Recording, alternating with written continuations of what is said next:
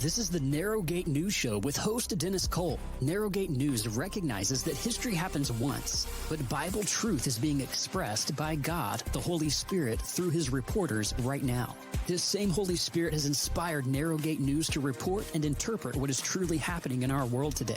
Host Dennis Cole has a college degree in literature and acting. He's also a seminary graduate, a professional actor, author, and ordained minister. We now present to you Dennis Cole and the Narrowgate News Show. Thank you for participating with us. Welcome to Narrowgate News. In today's episode, Dennis interviews award-winning journalist Josh Philipp of the Epoch Times. Dennis was at the 2026 NRB, the National Religious Broadcasters Convention in Nashville at the end of February, and had the opportunity to interview many folks while he was there, and Josh is one of them. Enjoy the show, and God bless. Dennis Cole, Narrowgate News. We got Josh Philipp with us. Epoch Times, I say, right? Yeah. Well, it depends on who you ask. If you talk to my colleague Jan, he's Canadian, he'll say it's Epoch. Epoch. Yeah, he speaks the Queen's English. Yeah. So. But Josh and I were just saying that we're radical people. We actually believe 2 + 2 = 4. What a concept, right? What a concept. You know, I asked Josh before that. He gave a great answer. It inspired this interview. I said, "How's things going in New York? It's my hometown." I said, "Same as it's always been," which is amazing. Mondami, the communist, is the mayor. But you want to hear something? What's different? You want to hear something funny? Yeah. So during COVID, of course, you had like a lot of migrants all over the place. You can see the buses, homeless people everywhere. Yeah. And I remember there was a real clear moment because for work I usually go into like the bus station. I have to walk a few blocks, right? I remember going there, and then one day all the homeless people were gone, and I was like, what did they do to the homeless people? You know, that was my thing. I was like, what did they do with the homeless people? You know what they did is they gave them free hotel rooms. They started giving them free. Of course, they stayed. When he was suffering with cancer, it's amazing. Miracle. But our hotel was filled with homeless people. Nice hotel. The last time we went, there was... This is Wendy Cole behind the camera, just so you know. Yeah, the last time we went, it was like they put us in a hotel because I was in trial for cancer and everything. I was going to Mount Sinai in New York City. I mean, it was like it had changed. It was like from one year to the next, you know. They were all over the place, and I felt sorry for them. Yeah. You know? The problem is, because this was brought up by, when Bloomberg was still in office, they were like, hey, what do you do about these homeless people? It was like, look, we have every service available to them. They don't want them. Yeah. Like a lot of these people are people who are on drugs and they have mental problems. Exactly. It's not a lack of housing issue or a lack of places for them to go and get help. Right. It's that they don't want it. Right. Exactly. Which is a weird thing to think about. But what happened to them, I think, is because they were giving all the free housing to the illegal immigrants. Mm-hmm. They were saying, well, we legally have to provide housing to people in New York, and then the homeless people were like, well, what about us? And so I think they had to put them all up in housing, too, is what happened. But you were asking, I'm sorry, I went a bit off topic. No. You were asking about Mamdani and the Mamdani effect. Yeah. Well, we don't have the call to prayer yet, so that's, maybe eventually, but No, it's going on. Is it going on? Oh, yeah. Okay. Yeah, no, they've got the minarets going there. Yeah. It's like, or the loudspeakers. It's like, I don't know where it's. I think it's Midtown. That would make sense, especially near the mosques. Yeah. But here's the big thing. So New York has always been run by communists. That's the key thing. I mean, since Bloomberg may be a gray area, but since De Blasio at least, like De Blasio was with the he was with the Sandinistas. Yes. He's full on communist. But here's the thing. The city council in New York is more radical than Mamdani. Do you hear that? The city council is more radical than de Blasio. The city council is more radical than Mayor Adams. The city council makes these guys look like moderates. Okay? And so, this is why Mayor Eric Adams is trying to do. He was a Democrat. He was trying to do something about the illegal immigrants. He was being blocked by the city council. But the hard truth for New York is they don't have the money to pay for anything. So you have Mamdani coming in promising, government-run grocery stores and all this other stuff. I mean, basically, you think like a student president, right? He's coming in, he's promising everybody a free pony and soda and the drinking fountains, right? Student body. And then he gets in and he's like, oh yeah, sorry, we can't do anything I promised. That's where we're at in New York right now. He's at the sorry, we can't do anything I promised stage of it, where he's noting the city can't even pay for the current budget, let alone the extra budget. So, reality's hitting in. Yeah, you'd think this would be the communist experience. How are the quasi or very or semi communists that voted him in? How do you? They're not happy. Okay. They're mad. They're mad. They're getting mad now. Yeah, they're already protesting and stuff. They were protesting. not on a large scale, but that is amazing. So they just had a huge protest in front of Trump Tower a few days ago. I mean, it was huge, and they're all F Trump and everything like that. And is that a distraction or what? I think here's the thing with a lot of these people. Mm-hmm. A lot of the protest groups, the NGOs, they're organizations, right? Mm-hmm. So all these groups that are constantly protesting and calling for change, they're never going to stop calling for something. Right. Because it's imagine you run like a nonprofit and you're, trying to get, maybe free housing for homeless people or something like that, right? Once you get it, you're not going to fold your organization. You're going to move on to a new topic. Exactly. And so these people are always on something. Well, and it's about division, too. I heard a thing that said that it's never, the issue isn't the issue is the revolution. Yeah. Well, which and that's the thing. That's the communist dialectic. Mm-hmm. They'll fight you. You'll push back, right? You'll push back. Right. And then they're like, okay, let's make a deal. And you go like this. You give them a little bit of ground, and then they take it. Exactly. And they keep doing that, and they take it. They keep doing it, they take it. That's how the communist dialectic works. Exactly. I want to ask a question because it relates to this, and it'll get us going. The essence of Epoch Times, I think it started in 2006, did you say? I started in 2006. You thought it was 2006. So Epoch Times started, I think, 2000 or 2001. We were originally a Chinese language newspaper in the United States. It started in Atlanta, Georgia. Anti-communist Chinese, I should note, pro-American Chinese. Yeah, they're not respected by the Chinese government. No, they don't like us very much. I could go, but it'd be a one-way trip, They'd probably let me in. I'm laughing, but it's serious, right? They'd probably let me in. They wouldn't let me out. They recognize your face, and they might not. You might not leave. They were threatening to kill me for a few years, openly, actually. Oh wow! Because I was exposing the Chinese spy networks in New York from about 2008 to 2012. And they surrounded me one time. Yeah. They told me they were going to kill me. Yeah. I mean literally surrounded you? Literally surrounded me in Chinatown. Yeah. And it was in Flushing. Why do you, Flushing, Queens, which is like Chinese neighborhood. That's right, it's a Chinese neighborhood now. But did they? Why do you suppose they didn't just pull the trigger right there?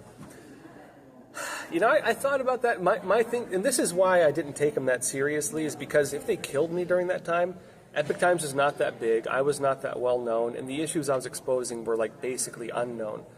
If they killed me while I was exposing the United Front, it would have made the United Front internationally known. They would have actually. I would have been a martyr. The basically. Streisand effect. Yeah, it would have had the opposite effect. That's that's the only reason they didn't kill you. I think so. Wow. Yeah. You still fear for your life? You don't? I mean, here's the thing. Define, the keyword here is fear. I mean, Are you afraid? No. How about, are you concerned? No, I'm the kind of guy, That's amazing. I have borderline zero fear of death, I'd say. It's more of I have a sense of responsibility, but that's about as far as it goes. Good.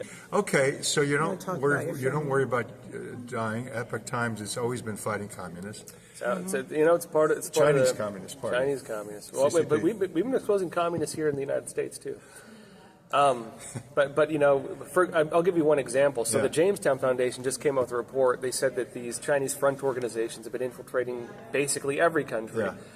They found 1,000 CCP front groups tied in with the United Front Work Department operating in the U.S. I've been exposing that since 2008. Wow, 1,000. There's more. I can tell you, as someone who's been researching it, that there's more than 1,000. But some of these have thousands of members, some have tens of thousands of members. These are not small organizations. Do you think that they're called Tongs, Tongs? Do you think that that the mass immigration that Biden was doing, that a lot of these Chinese men that were coming through were CCP? So I actually went down to Panama. I was investigating the migrant crisis. I was at the border. I met a lot of the Chinese. So there's two sides to it. One, a lot of the people I met were not pro-CCP. I had a Chinese translator with me, and we had talked to quite a few of them. But I did see that at the bus drop-offs, there were CCP people, because you can recognize them. And I remember talking to one guy, and I was like, oh, why are you here? He's a Chinese guy wearing an American T-shirt with two, thug-looking guys next to him. He goes, oh, well, we drove down from L.A. This is San Diego. It's like a 2-hour drive, 2.5-hour drive. And he's like, yeah, we just want to help these people. And I'm like, look, I've been exposing Chinese spies for almost 2 decades now. This guy was my take on it. He was a slaver, and I think they were taking people and bringing them to the system. A lot of the slave net. So this is the way Chinese organized crime works. They operate under the Tongs, the Chinese front groups. Those are tied in with the Chinese government. Under the Tongs is the triads, the Chinese mafia. Like one of the groups I was investigating in New York, that was the Fujian American Association. Fujian American Association. And? Fujian, it's like Fujian province. Okay. But under them, they run the Fuqing gang, which is it's bigger than the Italian mafia. It's one of the largest transnational organized crime groups in the world. Wow. Human traffickers, drug traffickers, you name it. And so the Chinese criminal stuff works alongside the groups that do all the spy networks and everything else. Like the mafia is just part of the whole thing. So if you want to talk about the migrants coming in, they might not themselves have been that, but they're getting scooped up by it. You see? They were getting scooped up by those systems. Okay, yeah. Because they're actually vulnerable. Well, and here's the thing, too. So the human traffickers for the Chinese, they're called snakeheads. Yeah. The snakeheads are part of the triads. The triads are part of the Tong networks, and the Tong networks are tied in with the CCP. And so they don't have a way out. It's like a net. You know what I mean? Exactly. How did you That's awful. come... Two questions. How did you become an investigative journalist? Accidentally. Can you tell us about that? Yeah. Okay, it sounds funny, but it was a summer internship in New York. So I started with Epic Times 2006, 2008. I was still a student. They invited me on a summer internship in New York, and I accidentally uncovered what is the largest Chinese spy network in the United States, which is the United Front Work Department. You did it by accident? I did it by accident.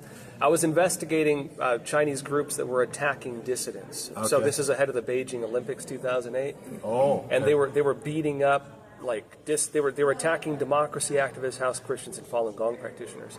Like they were spitting on these Chinese agents spitting on people, threatening to kill them, telling them they were going to make them disappear. And I got assigned to go cover it, and they're like, oh, well, go figure out what's happening. And then I slowly started noticing patterns. The guys who were doing the attacks, they'd have names of organizations written on their bullhorns, like, again, the Fujian American Association, the Shandong Association, the Peking Association, a lot of these groups. And then gradually I started looking into these guys. I'm like, oh, I had a really good source who helped me. He was an undercover police officer, was not allowed to talk to me, but gave me a lot of off-record stuff. Took me on a tour around Chinatown and told me every single criminal operation taking place. It was quite a wild ride. And that tipped me off on some investigative tracks. Wow. And then, long story short, found that the former Chinese Consulate General Peng Ke-yu was involved in the attacks, meeting with people, encouraging people. I actually found that there were local politicians involved with it. I launched investigations into them. One of them, John Liu, was actually investigated by the FBI, and two of his people... New York Times blew the lid on the investigation. They had to preemptively end the investigation. So New York Times threw a wrench in the FBI attempt to get this guy out. Of course. But when FBI preemptively ended it, they did get two of his people. One of them was the leader of the Fujian American Association.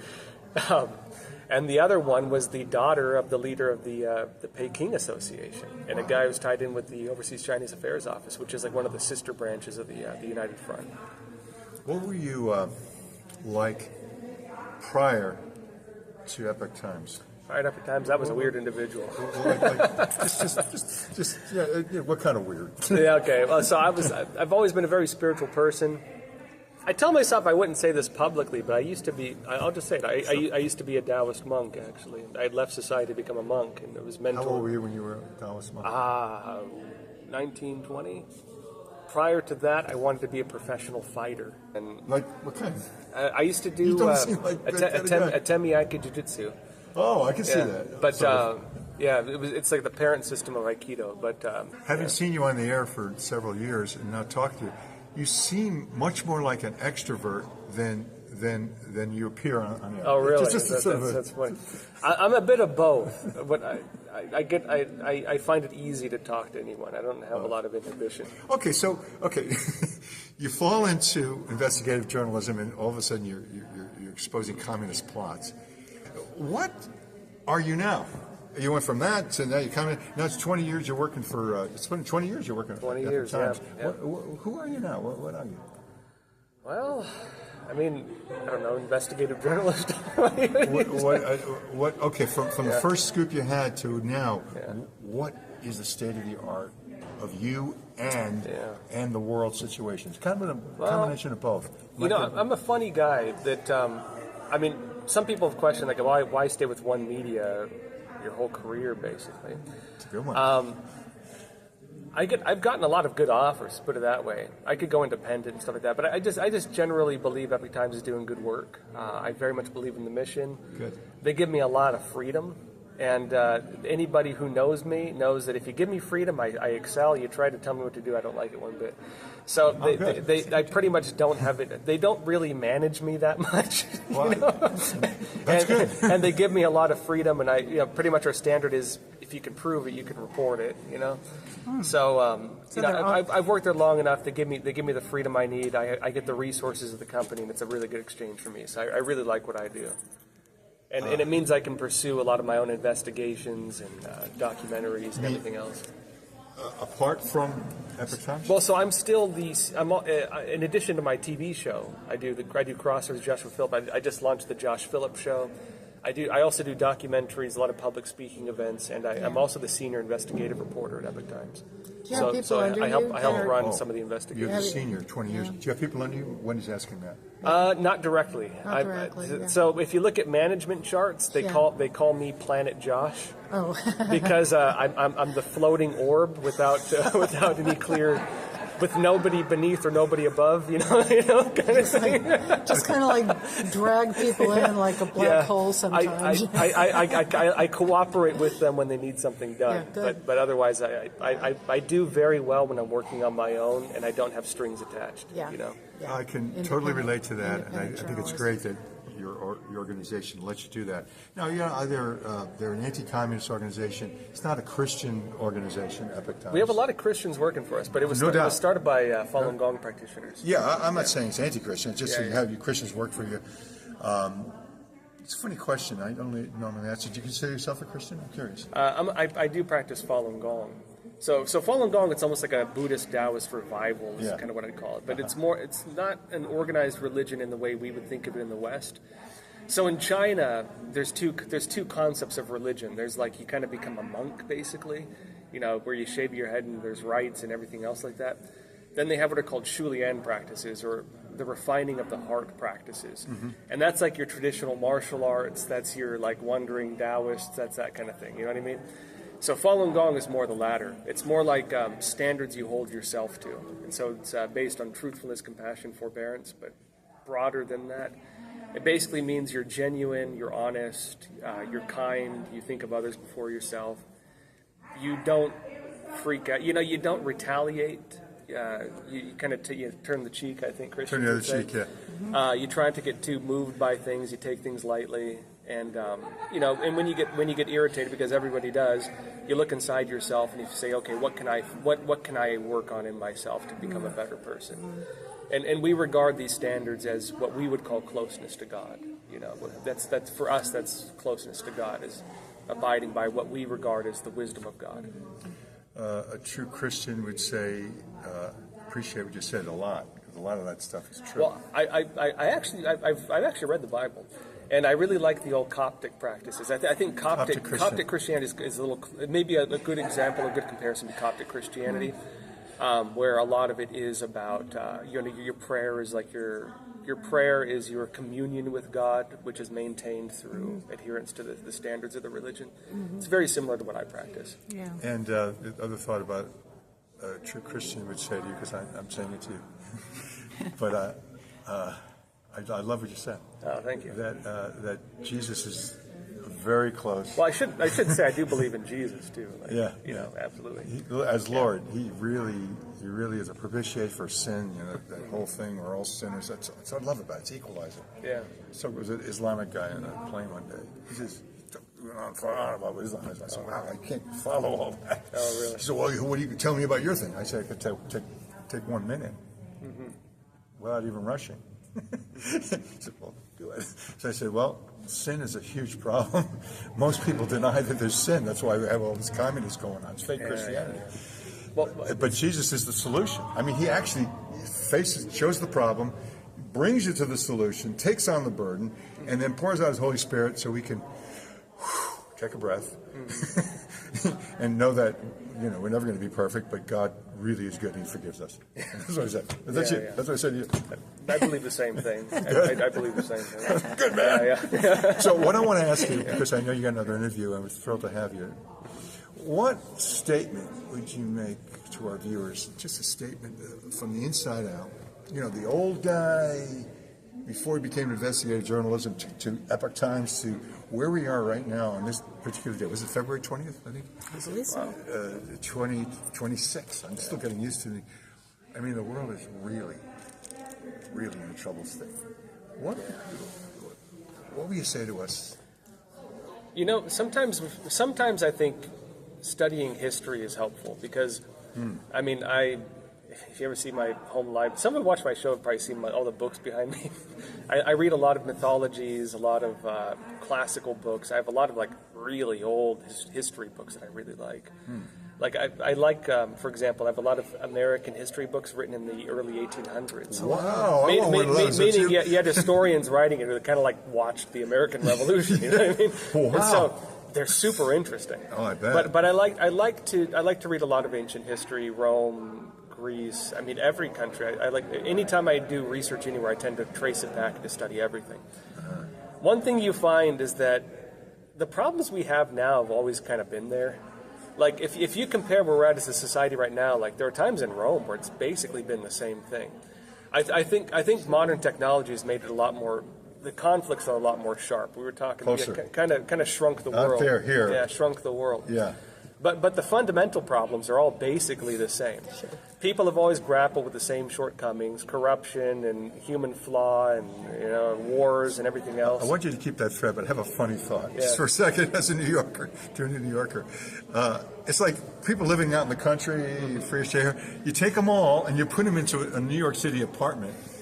And they got neighbors, and they're all over it, and it's chaos, and it's real close. That could cause a lot of stress. But anyway, I want you to continue. What's interesting? You ever read the book, The Decline and Fall of the Roman Empire? It's a famous book. I never read it. I don't know if I ever read it. It's written around 17. It was written around the time of the founding of the United States. It's that old. Wow. But one of the things it says when Rome went from being a republic to their entire kind of emperor system, I guess you call it. Right. The end of the republic. Why was that? There's an interesting line. It says people grew weary of chaotic freedom. Exactly. They grew weary of the chaos of freedom. Mm-hmm. And it's interesting to think that, that's what freedom is. Freedom has no guarantees. It is chaotic. Freedom has, you can have people making dumb decisions, and that's the nature of freedom. You're going to have people making the right decisions, people making the wrong decisions, some people are good, some people are not, but the ability to make moral choice and the ability to succeed or fail based on your decisions, that is what freedom is. And so you have to kind of understand that, when people can decide for themselves, there is going to be chaos. But the alternative is, what does state-run safety look like? You know what I mean? Because that is what people start to demand. They want safety nets. I don't want that. Someone told me a quote from the. I don't know where, but someone did tell me there's a quote in the Bible. I don't know the exact one, but it's something along the lines of, God showed this kind of future, and he was asked, well, is it safe? He said, no, but it is good. I like that a lot. Well, That's true. The Bible says God is good. Only God is good. Yeah. And so we would say, God is there. No matter how bad things get, God is there. He is absolutely seeking us. Well, the thing is, too, is you don't really know. You know why we like war movies and stuff? It's not because we like the violence. Heroes. It's because when people are faced with life and death, that it's only then that heroism comes about. Exactly. It's only then that bravery comes about. Right. Only when your faith is tested can you demonstrate your faith. And so, what did God tell people? It's like, if you're going to be persecuted, basically. The people are going to hate you. So, but that's also, in my opinion, the religious experience, that you will be tested. And that is the religious experience. And that's the Josh and I were talking about pragmatic spirituality. Mm-hmm. Pragmatic spirituality. That 2 + 2 really does equal 4. I know it's radical. Yeah, these days, but I was waiting for them to change that answer. In some schools they do. But the truth is, the reality of 2 + 2 = 5. We're insisting on it. Yeah. Trump is a pervert. Yeah. There's nothing in the Epstein files that shows that. Nothing. No. But he's the guy. And they never wonder why the whole Biden administration didn't bring it out, because they had nothing on Trump. Yeah. So now it comes out in the Trump administration, he's the guy. That's 2 + 2 = 5. Yeah. It's very, very. We can laugh about it, and we should. But on the other hand, it's cruel when you see what happens with it. Yeah. I was at an abortion clinic recently. I mean, they came after us. Did they realize? Big time. They were behind a fence there, and I said, "Wow, this is going to be." But I just want to say, so what they did was like, what do we do? So they were all silent. All the prayers, they were just silent. They didn't answer. And it's like one by one, the people just stopped and they laughed. Stopped. It was like the woman getting, who's without sin, throw the first stone. It's like they all just went silent, dropped their rocks and left. It was like that, So there is an answer, is to not answer. That's a great answer. Yeah. Now, there's a time to actually confront, but not there, not in a riot situation. Yeah. But we. Yeah, you can't talk to a mob. No. You can talk to a person, but not a mob. Yeah, Right. or maybe if it's a certain environment. I was going to say a Charlie Kirk thing, but he got assassinated in there. Yeah. And then I realized that all they have is air, hot air. Yeah. We have the truth, and we walked out, and we're not even going to win. We are winning. Mm-hmm. We've won, but we've got to hold fast to what we have and know that. The spiritual pragmatism of the day, we've got to find this and share it and comfort one another. Yeah, very much these words. Yeah. And I always wanted to meet you, Joshua, and I'm just so blessed. Thank you so much. That's our daughter, Stephanie. Nice to meet you. Isn't she beautiful? Yeah. And Dennis Cole with Josh Philipp, Narrowgate News. God bless you. Thank you so much. Thank you for watching today's Narrowgate News Report. Please, if you can, donate and partner with Narrowgate News through Zelle or through PayPal. The information's on the screen. Thank you, and God bless you. Thank you for participating in our Narrowgate News Show. We hope you have experienced, with our host, Dennis Cole, great insight into current events. Our vision is that Narrowgate News inspires a hunger to know what's happening in our world today, that this broadcast challenges your faith to grow closer to God, and it encourages you to share more love and truth with others. We look forward to sharing more with you on our next broadcast of Narrowgate News with host Dennis Cole.